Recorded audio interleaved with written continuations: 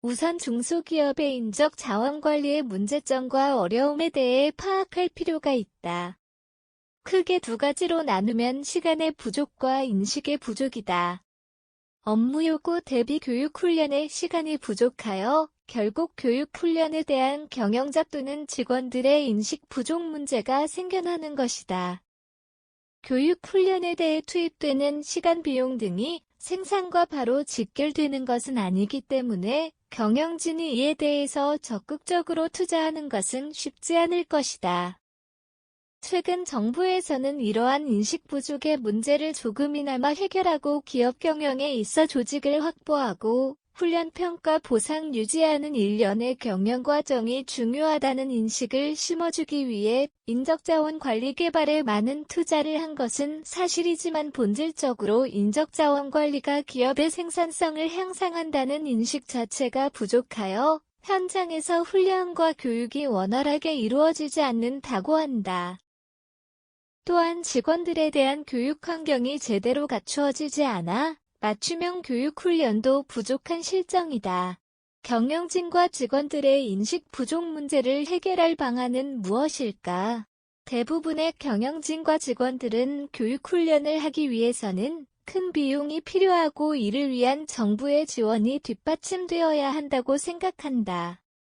하지만 현재 시행되고 있는 정부 지원 제도를 살펴보면 정부의 지원이 활발히 이루어지고 있고 지방자치단체에서 제공하는 HRD 지원 프로그램도 있기에 큰 비용이 부담을 벌이고 직원들이 인식을 바로잡고 기업의 생산성을 높이자 하는 의지만 있다면 교육훈련의 기회는 충분하다.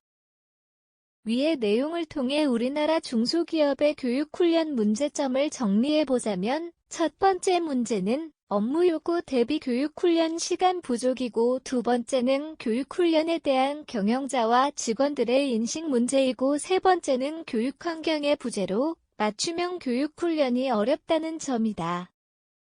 이러한 문제점을 해결하기 위해서는 경영자와 직원들의 인식 개선을 위한 별도의 교육이 필요할 것이다. 우리나라나 해외에서 실시되고 있는 교육훈련 지원 프로그램과 그 효과성을 정리하여 실제 교육훈련이 있어야 하는 중소기업에 효과적으로 알려주는 것이 필요하다. 또한 기업 내에 강의실, 실습실 등 전문 교육훈련 장소를 설치하여 맞춤형 교육훈련과 풍부한 교육훈련 경험이 이루어져야 한다. 경영자들과 직원들의 교육훈련에 대한 인식을 개선한 후 실제로 교육훈련을 효과적으로 시행하기 위한 방법에 대해서도 생각해 보았다. 교육훈련을 진행할 때는 업무 연계성이 높은 교육과 정을 제공함으로써 참여자들의 동기를 높이는 것이 중요하다.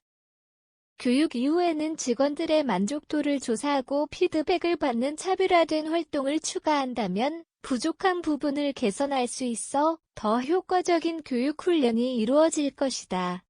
직원들도 교육훈련 이후의 교육에서 배운 내용을 현업에서도 응용하여 적용하기 위해 노력하고 스스로 수행 모니터링을 한다면 교육훈련의 효과가 빠르게 나타날 것이다.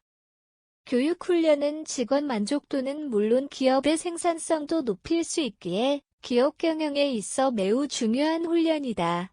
앞으로 기업 훈련이 좋은 방향으로 발전되어 나갔으면 좋겠다.